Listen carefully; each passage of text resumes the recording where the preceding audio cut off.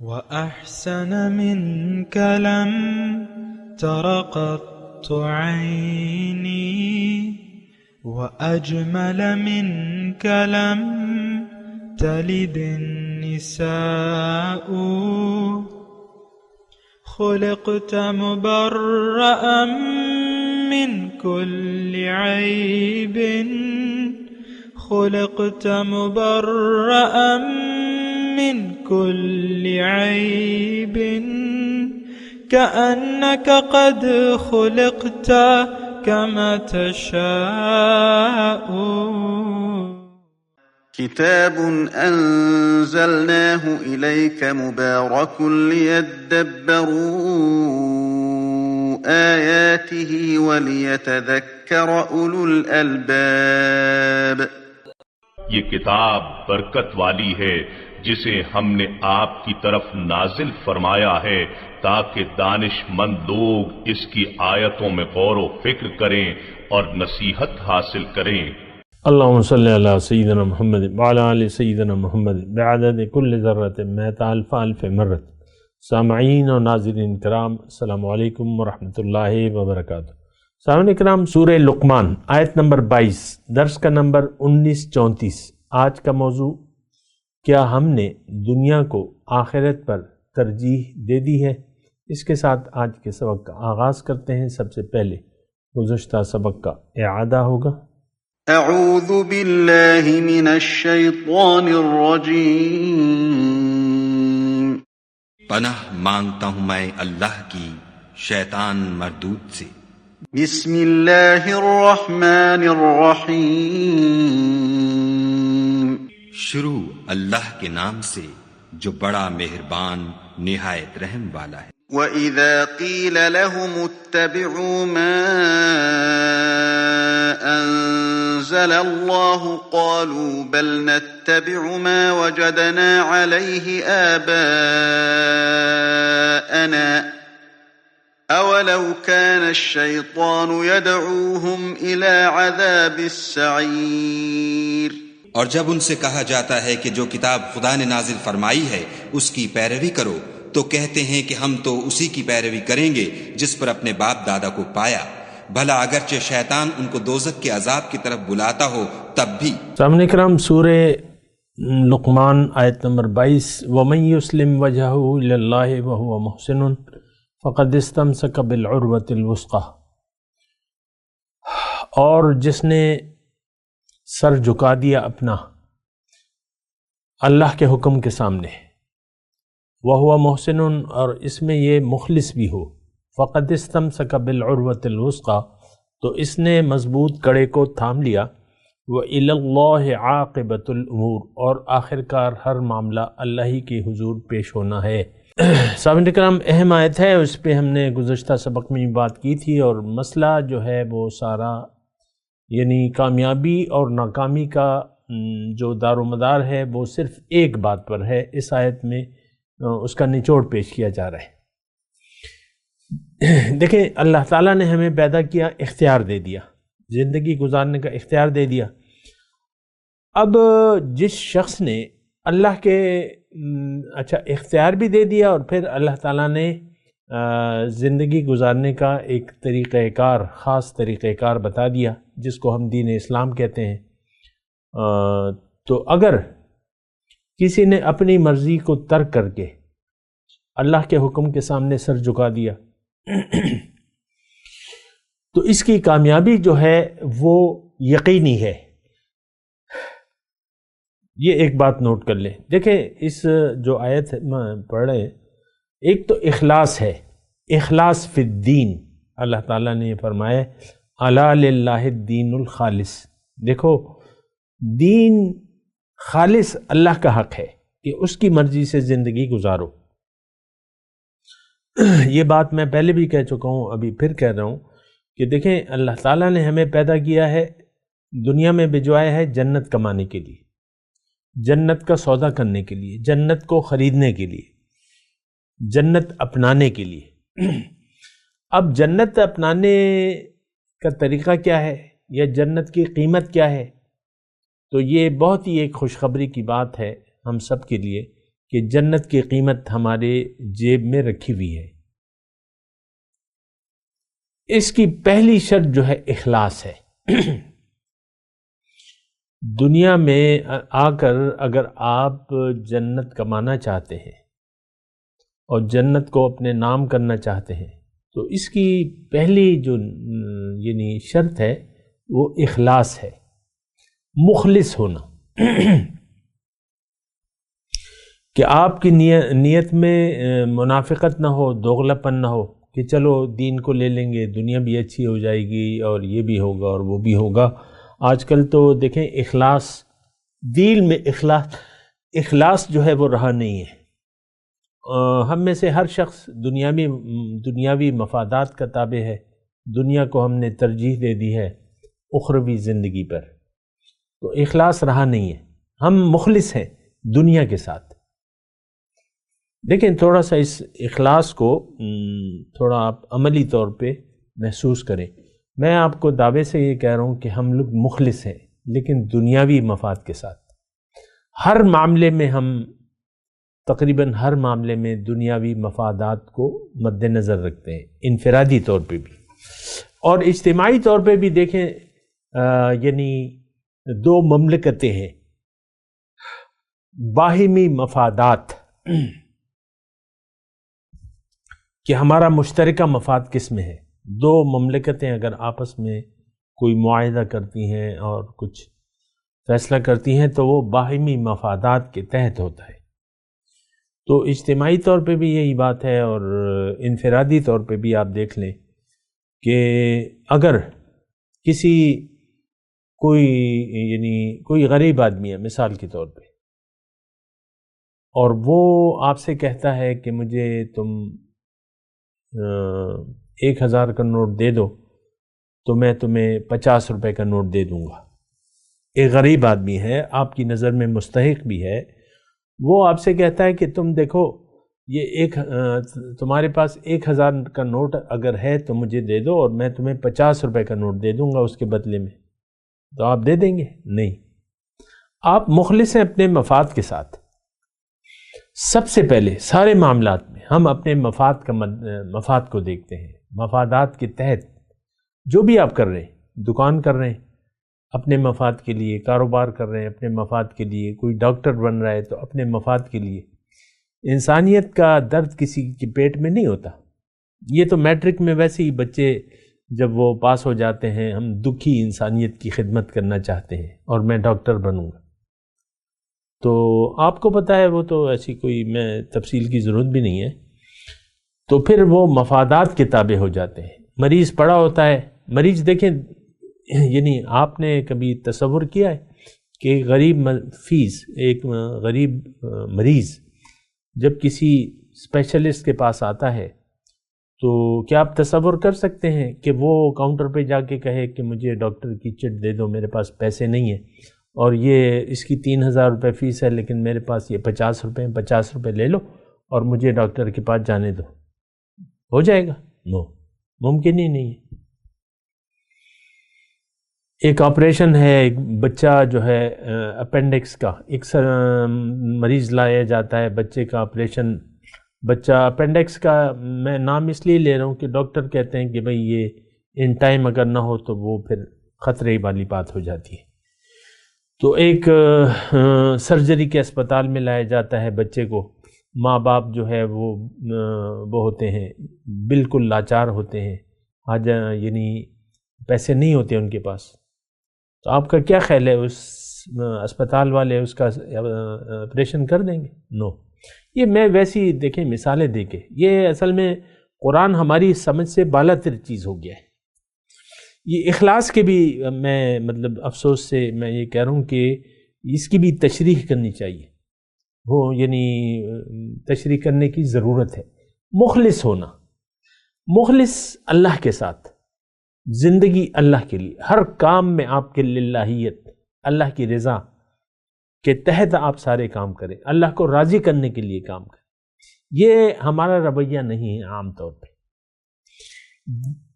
اللہ کے سامنے سر جھکا دینا، اکثر آپ دیکھ لیں، مطلب یہ ہے کہ میں ابھی، یہ تو ایک ایسی بات ہے کہ میں جتنا بھی اس میں تفصیل میں جاؤں گا تو وہ بدبو ہی اٹھے گی اور خوشبو اس سے نہیں آ سکتی۔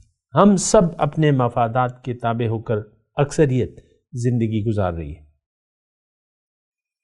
ہر چیز جو ہے مفاد اپنا مفاد۔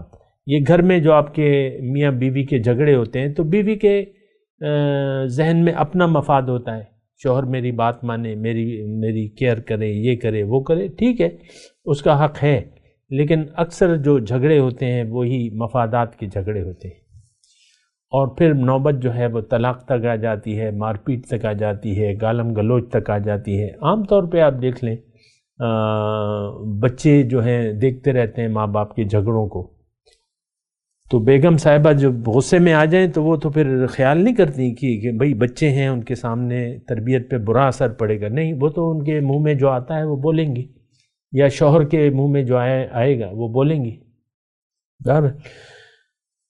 دیکھیں اخلاص فی الدین پہلی شرط ہے یہ، اور یہاں بھی اللہ تعالیٰ نے شرط لگائی ہے وَهُوَ مُحْسِنٌ، مخلص ہوئے۔ دیکھیں نیکی، اخلاص، اب یہاں بعض لوگوں نے اس کا ترجمہ کر دیا ہے نیکی کا، تو بات تو ایک ہی ہے، نیکی تو ہے وہ جس میں خلوص ہو، جس میں خلوص نہیں ہے وہ نیکی نہیں ہے۔ یعنی کوئی یہ نہ سمجھے کہ بھئی میرے پاس جو ترجمہ ہے اس میں تو نیکی ہے اور آپ اخلاص کی بات کر رہے ہیں۔ دیکھیں اخلاص جو ہے نیکی کے لیے پہلی شرط ہے، مخلص ہوں گے آپ تو کام نیکی میں شمار ہوگا، اگر مخلص نہیں ہوں گے تو وہ منافقت میں آ جائے گا۔ اس بات کو ذرا محسوس کر لیں۔ اچھا، اب یہاں جو ہے دیکھیں ہم نے، مجھے یہ کہنے دیں اور کہ ہم نے دین کو محض زبانی اقرار تک محدود کر لیا، میں نے کلمہ پڑھ لیا، میں مسلمان ہو گیا۔ بعض لوگ ہمارا مطلب وہ ہفتہ وار درس ہوتا ہے تو اس میں بعض اوقات لوگ پوچھتے ہیں کہ بھئی آپ نے تو ہمیں زیرو سے ضرب دے دی ہے، ہم جو کر رہے ہیں موجودہ نماز، روزہ، حج، زکوٰۃ، اس کی کیا حیثیت ہے؟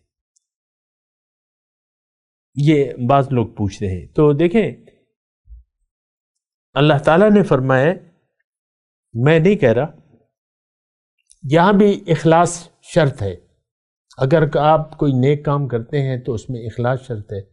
پھر ہمارے دین کا ایک مسلمہ قانون ہے کہ انما الاعمال بالنیات، کہ اعمال کا دار و مدار نیت پر ہوتا ہے۔ وہ مشہور حدیث ہے، آپ نے سنی بھی ہوگی، حضور نے فرمایا اسی حدیث کے بعد کہ جس نے ہجرت کی اللہ کے لیے تو اس کی ہجرت اللہ کے لیے شمار ہوگی، اور جس نے ہجرت کی کسی نکاح کے لیے، عورت سے شادی کے لیے، تو اس کی ہجرت جو ہے وہ اسی عورت کے لیے شمار ہوگی، اللہ کے لیے شمار نہیں ہوگی۔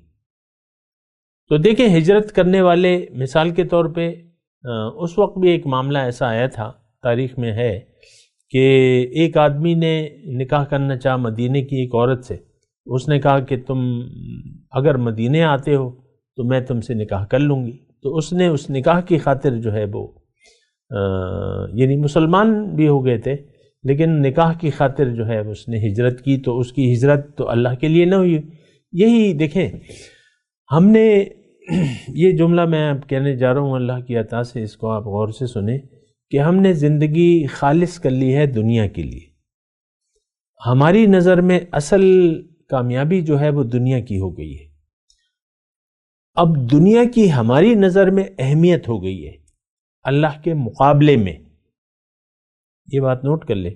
اگرچہ میں یہ مانتا ہوں کہ آپ کی، یعنی آپ ایسا نہیں سوچتے ہوں گے، یعنی آپ نے دین کو جدا کر دیا، کلمہ، نماز، روزہ، پھر آپ نے زندگی دوسری طرف خاص کر لی ظاہر کے لیے، دنیا کے لیے، یہ تو کوئی زندگی نہیں ہے نا۔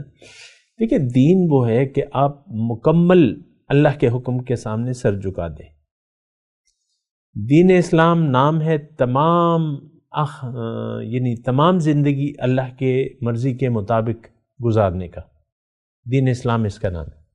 لیکن اگر آپ زندگی اپنی مرضی چلا رہے ہیں، اور انسان اپنی مرضی اسی وقت چلاتا ہے جب کہ یہ اللہ کے حکم کے سامنے سر جھکانے کے لیے تیار نہیں ہوتا، بعض کاموں کو کرتا ہے، بعض کاموں کو نہیں کرتا. تو ہماری تو بہت زیادہ بری حالت ہے.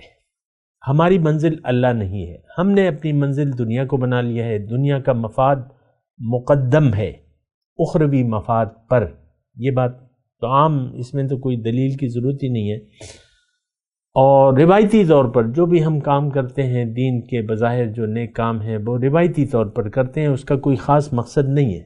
ہمارا اصل مقصود زندگی گزارنے کا ظاہر ہے، باطن نہیں ہے. دنیا ہے، اللہ نہیں ہے. تو اخلاص جو ہے یہ شرط ہے. اچھا، اس میں ایک بات میں آپ کو اور بتاؤں کہ دیکھیں، اگر اللہ آپ کی منزل نہیں ہے اور اگر آپ نے اپنے آپ کو سمجھا نہیں ہے اور یقین نہیں کیا اپنی حقیقت پر، نہ اپنی حقیقت کو آپ جانتے ہیں نہ جاننا چاہتے ہیں، نہ آپ کو اپنی حقیقی مقصد حیات کا پتہ ہے نہ آپ جاننا چاہتے ہیں، پھر تو رہ گئی بات ظاہر کی. ظاہر لوگ مسلمان ہیں، کلمہ پڑھتے ہیں، آپ بھی مسلمان کے ظاہری مسلمانوں کے گھر میں پیدا ہو گئے، سرسری طور پہ آپ کلمہ پڑھتے ہیں، اور ہمارے ایمان کی کوئی حقیقت نہیں ہے. ہمیں دیکھیں، ایمان نام ہے یقین کا. ہمیں یقین ہے دنیا پر اور دنیا کی مفاد پر. اللہ کے لیے جینا ہماری سمجھ سے بالا تر ہے. ہم تو اپنی مرضی جی رہے ہیں. خاتون خانہ نے دوپٹہ اوڑھا ہوا ہے، سر خوب اچھی طرح لپیٹا ہوا ہے اور ڈھیلے ڈھالے کپڑے ہیں، لیکن جب شوہر آتا ہے تو وہ اس سے یعنی بد اخلاقی سے بات کرتی ہے، یا تو کوئی موڈ خراب ہے تو وہ بولتی بھی نہیں ہے، اور اسی طرح اس کا شوہر ہے. یہ دونوں دیکھیں، صرف عورت کی بات نہیں ہے، یہ ہمارا رویہ ہے کہ ہم قرآن اور حدیث، اللہ کا حکم اور پیغمبر کی ہدایات اور ان کا طریقہ، اس پر ہم یعنی عمل پیرا ہو کر زندگی نہیں گزارتے. نہ ہماری یہ ترجیح ہے. قرآن کو تو ہم نے چھوڑ دیا ہے، مدتیں ہو گئی ہیں، صدیاں بیت گئی ہیں. قرآن سے ہم نے اپنا رخ پھیر کے ظاہر کی طرف کر لیا ہے. ظاہر ظاہر ظاہر. آپ دیکھ لیں، اپنی تاریخ کو اٹھا کے دیکھ لیں، مسلمانوں کی تاریخ کو. آج اگر یہ 1500 سال ہو گئے، اگر ہماری ترجیح اللہ ہوتی، دین اسلام ہوتا، تو آج دنیا میں کفر نہ ہوتا کم از کم. یعنی غالب اسلام کی حکومت ہوتی. سینکڑوں سال تو آپ نے انڈیا پہ بظاہر حکومت کی ہے، تو وہ کیا تھے؟ مغل شہزادے تھے اور پھر بادشاہ بن گئے، اور یہ ساری جو ہے یہ دنیا داری کی باتیں ہیں. اس وقت جہاں پہ مسلمانوں کی حکومت تھی وہاں اذان کی آواز نہیں ہے. اندلس کی میں بات کر رہا ہوں، ہسپانیہ، اندلس جو بھی ہے، آج فرانس کے کافی علاقے ہیں، قسطنطنیہ وغیرہ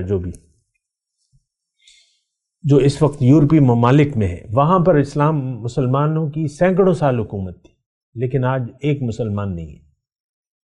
جدی پشتی اگر ہیں تو وہ ادھر ادھر سے گئے ہیں، وہ بھی برائے نام ہے. تو ویسی میں آپ سے بات کہہ رہا ہوں، یہ ہم نے تو دین کو کبھی کا چھوڑ دیا ہے، قرآن کو کبھی کا ہم نے ترک کر دیا ہے. اللہ کی ہدایت کے سامنے سر جھکانا ہمارے لیے ممکن نہیں ہے. کیوں کہ ہماری منزل تو اللہ نہیں ہے. آج بھی میں اللہ کی عطا سے میں آپ کو قرآن ہی کی بات کر رہا ہوں، قرآن ہی کی طرف دعوت دے رہا ہوں، لیکن میری بات سننے کے لیے تو کوئی تیار نہیں ہے. آج تک کی تاریخ میں 2022 جنوری کا مہینہ ہے، لوگ ہمارے واٹس ایپ گروپ میں شامل ہوتے ہیں، ایک مہینے بعد نکل جاتے ہیں. شامل ہوتے وقت بڑے خوش ہوتے ہیں، لیکن ایک مہینے بعد وہ دیکھتے ہیں کہ بھئی یہ تو قرآن کی بات ہو رہی ہے، کوئی فرقہ واریت نہیں ہے، کوئی کہانیاں نہیں ہیں اس میں، تو ان کو مزہ نہیں آتا. قرآن حقیقت میں ہم سننا بھی نہیں چاہتے. ہاں، قصے کہانیاں جو سناتے ہیں وہ تو پھر آپ کو پتہ ہے، ڈرامے بازی، قصے کہانیاں، یہ کرامات، معجزات اور یہ واقعات، اس کو جو ہے پھر پسند کرتے ہیں لوگ. ایک یعنی یہ سارا یہ ہمارے رویے ایسے ہیں. یہ جو آیت ہے آج ہم جو پڑھ رہے ہیں 22 نمبر، یہ تو بنیادی طور پہ یعنی اللہ نے کامیابی کے لیے یہ اصول مقرر کر دیا ہے. ایک اور آیت بھی میں آپ کو پڑھ کے سناتا رہتا ہوں. بلا من اسلم وجہہ للہ وہو محسن فلہ اجرہ عند ربہ ولا خوف علیہم ولا ہم یحزنون. جس نے بھی اپنا سر جھکا دیا اللہ کے سامنے، من اسلم وجہہ للہ، اللہ کے سامنے سر جھکا دیا، اور اس میں یہ مخلص بھی ہے، محسن مخلص، اس کے لیے اجر ثابت ہے. اور دیکھیں ہمیں کوئی کشش نہیں معلوم ہوتی دین اسلام میں، اور سارا کچھ ہم نے جو سبق اللہ تعالیٰ نے ہمیں دیا یا حضور صلی اللہ علیہ وسلم نے ہمیں سکھایا، وہ سارا سبق ہمارے لیے اس وقت غیر معنی ہے، اس کی کوئی اہمیت نہیں ہے. قرآن کی آپ کی نظر میں بطور کتاب ہدایت کوئی اہمیت نہیں ہے. ہاں، قرات کی مجلسیں ہو رہی ہیں، تلاوتیں سنی جا رہی ہیں، قرآن کی تلاوت ہو رہی ہے. قرآن پہ عمل نہیں ہے، قرآن کی تلاوت، قرآن کو سننا. ابھی مردان میں جنوری کا مہینہ ہے، ایک مسجد میں بینر لگے ہوئے کہ حسن قرات کی، اور مصر سے کہتے ہیں قاری صاحبان آئیں گے، اور ذوق اور شوق. اور میں بعض اوقات جاتا ہوں تو مسجد کھچا کچ بھری ہوتی ہے. عید میں بھی اتنا رش نہیں ہوتا جتنا حسن قرات کی محفل میں لوگ آ کر، وہ کیا ہے، وہ کچھ سات قراتیں نئے نئے طریقے سے. مجھے اس کے بارے میں کوئی مطلب، میں یہ نہیں کہہ رہا کہ نہیں، لیکن بس بھئی ہم نے تو ایسی تلاوت نہیں سنی. اور یہ دیکھو پھر ایک شور مچ جاتا ہے، اور قاری صاحبان بعض اوقات ایسی ایک تلاوت کرتے ہیں اور سانس اس وقت توڑتے ہیں مجمع نعروں سے، یعنی مسجد گونج اٹھتی ہے نعروں سے. یہ جذبہ آتا ہے، اور بڑے کہتے ہیں ہم نے بڑے دین. یہ بس آپ کی تلاوت اور تلاوت کرنے اور سننے تک محدود ہے. قرآن تو حکم الہی کا ایک مجموعہ ہے. اللہ کے سامنے اگر آپ نے سر جھکانا ہے تو آپ کو قرآن سے رابطہ پیدا کرنا پڑے گا، اور قرآن کو سیکھنا ہوگا صاحب قرآن سے، اہل دل حضرات سے، نور والوں سے، جن کے سینے جو ہیں وہ عرش الہی ہوں. وہ آپ کو بتائیں گے قرآن کا مطلب کیا ہے. ورنہ تو آپ کو پتہ ہے کبھی گرامر اور کبھی تجوید، میں یہ نہیں کہہ رہا کہ وہ نہیں ہونی چاہیے، لیکن بس وہاں تک محدود ہے. یہ گرامر ایسے ایسے ایسے، اور یہ تجوید ایسے ایسے، اور قرآن کی روح جو ہے وہ نہیں ہے. آج بیان ہی نہیں ہو رہی عام طور پہ. اللہ اکبر. تو بہرحال دیکھیں ایک آیت میں اور یعنی پڑھنا چاہتا ہوں. بلا من کسب سیئۃ واحاطت بہ خطیئتہ فاولئک اصحاب النار هم فیہا خالدون. یعنی یہ متضاد یعنی رویہ. ایک رویہ تو یہ ہے کہ آپ سر جھکا دیں اور کسی معاملے میں اللہ کی نافرمانی نہ کریں، ساری زندگی کے سارے کام اللہ کی رضا کے مطابق اور پیغمبر کے طریقے کے مطابق انجام دیں تو آپ کامیاب ہیں. فلا خوف علیہم ولا هم یحزنون فقد استمسک بالعروۃ الوثقی. لیکن جو آیت میں دوسری پڑھ رہا ہوں، بلا من کسب سیئۃ واحاطت بہ خطیئتہ، جس نے بھی برائی کا ارتکاب کیا اور اس کی برائی جو ہے، برائی نے اس کا احاطہ کر لیا. بلا من کسب سیئۃ، ایک برائی، اور برائی اس پر غالب آ گئی، تو یہ لوگ یہ جائیں گے جہنم میں، ہمیشہ اس میں رہیں گے. قرآن کی آیت ہے، میں تو اپنے آپ سے نہیں پیش کر رہا. بلا من کسب سیئۃ، برائی. اب برائی کیا؟ اللہ کے حکم کے خلاف جو بھی کام ہو وہ برائی ہے. یعنی آپ ایک ایسے کام میں ملوث ہو گئے جو حکم الہی کے خلاف اور طریقے رسول کے، سنت رسول کے خلاف ہے، اور آپ اس میں ملوث ہو گئے اور اس پر راضی ہو گئے کہ بھئی میں تو ویسا نہیں کر سکتا جو کہ اللہ کا حکم ہے یا نبی کا طریقہ ہے، یعنی آپ برائی میں ملوث ہو گئے، احاطت بہی خطیئتہ، یعنی آپ اس پر راضی ہو گئے کہ یہ ٹھیک ہے، یہ میں وہ نہیں کر سکتا، میں تو اپنے بس، تو یہ شیطانی رویہ ہے۔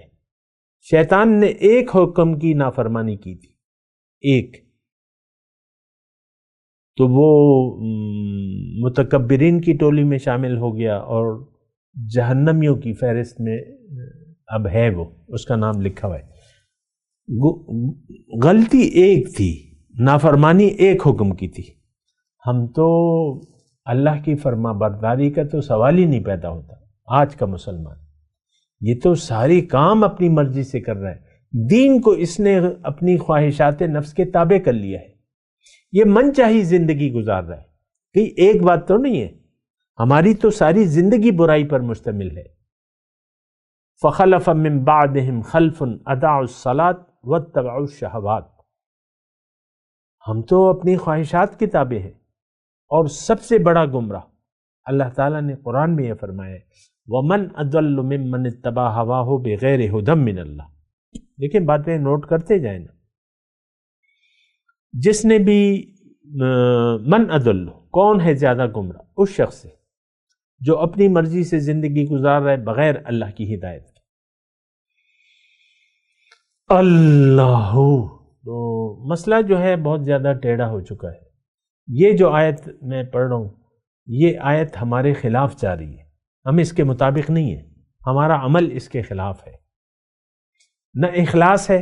دیکھیں، جب آپ یعنی جو بھی آپ کام کر رہے ہیں، دیکھیں ہماری تو بنیادی غلطی ہے کہ ہم نے دنیا کو آخرت پر ترجیح دے دی ہے، اور یہ کافرانہ روش ہے قرآن کے حساب سے، اللہ کی کتاب کے حساب سے۔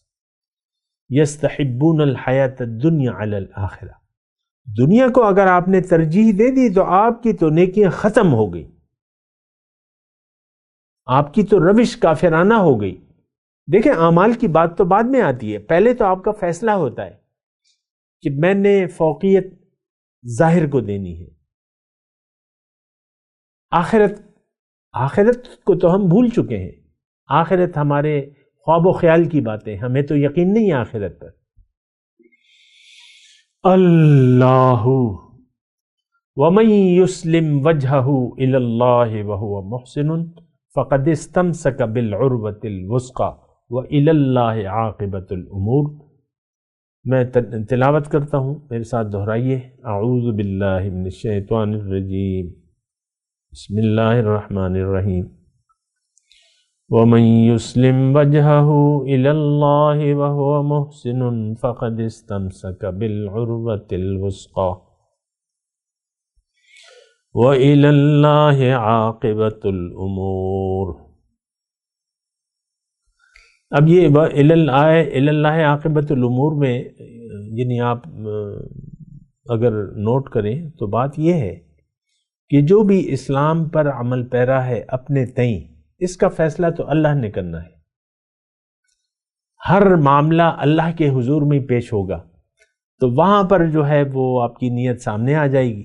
اب بھی اللہ ہی آپ کو دیکھ رہا ہے، اور یا تو آپ اخلاص سے لگے ہوئے ہیں یا آپ کا کام جو ہے اخلاص سے نہیں ہے دین۔